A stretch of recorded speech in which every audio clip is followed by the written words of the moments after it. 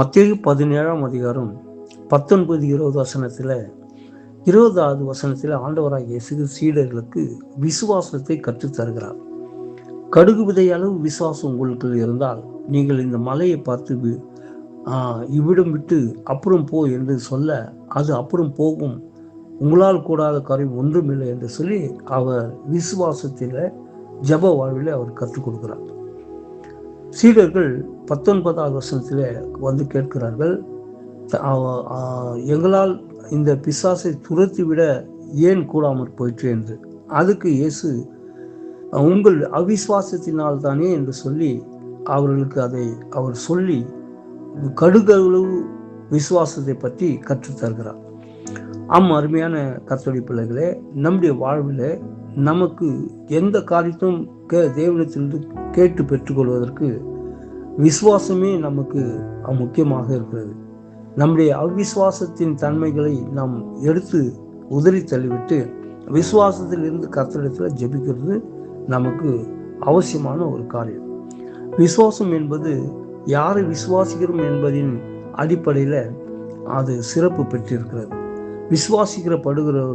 படுகிறவர் அவர் உன்னதமானவர் என்றும், அவர் வல்லமை உள்ளவர் என்றும், மகிமை மகத்துவம் உள்ளவரும் என்றும், எல்லாவற்றுக்கும் எல்லாமானவரும் நம்முடைய ஜெபங்களுக்கு பதில் கொடுக்கிற வல்ல தேவன் என்பதை முதலாவது நாம் விசுவாசிக்க வேண்டும்.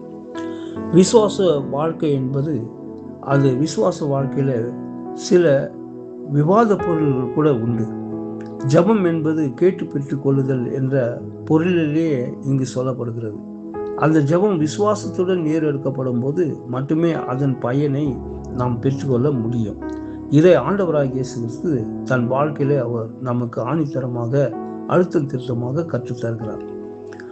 கிறிஸ்தவர்களை பொறுத்தவரை ஜெபம் என்பது பிச்சைக்கார தனத்திலே ஜெபிக்கக்கூடியது என்று அநேகர் இவ்விதமான ஒரு வழிகளை கற்றுக்கொண்டிருக்கிறார்கள்.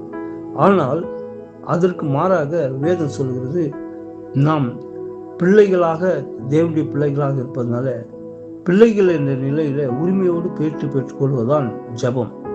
மத்தேயு 6:9 நாம் வாசித்து அறிகிறோம். சில சமயங்களிலே நாம் கண்ணீரோடும் புலம்பலோடும் சத்தத்தோடும் கெஞ்சுதலோடும் ஜெபிக்கிறோம். இது தவறானதல்ல. ஆனால் அது எந்த நேரத்தில் எப்போது ஜெபிக்க வேண்டும் என்பதை நாம் அறிந்திருக்க வேண்டும்.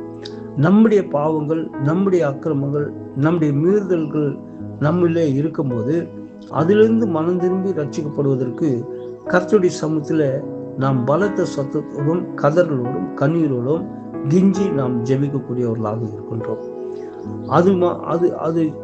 அதற்கு அப்பால் நாம் ஆண்டவரத்தில் ஜெபிக்கிறோம் என்று சொன்னால் பிள்ளைகள் என்ற உரிமையில அப்பா பிதாவை என்று சொல்லி நாம் விசுவாசத்துடன் எதையும் கேட்டு பெற்றுக்கொள்ள எப்பொழுதும் நாம் தைரியம் உள்ளவர்களாக இருக்க வேண்டும். இயேசு கிறிஸ்துவும் சில சமயங்களில் பலத்த சத்தத்தோடும் கண்ணீரோடும் வேண்டுதலோடும் ஜெபிக்கிறவராய் இருக்கிறார்.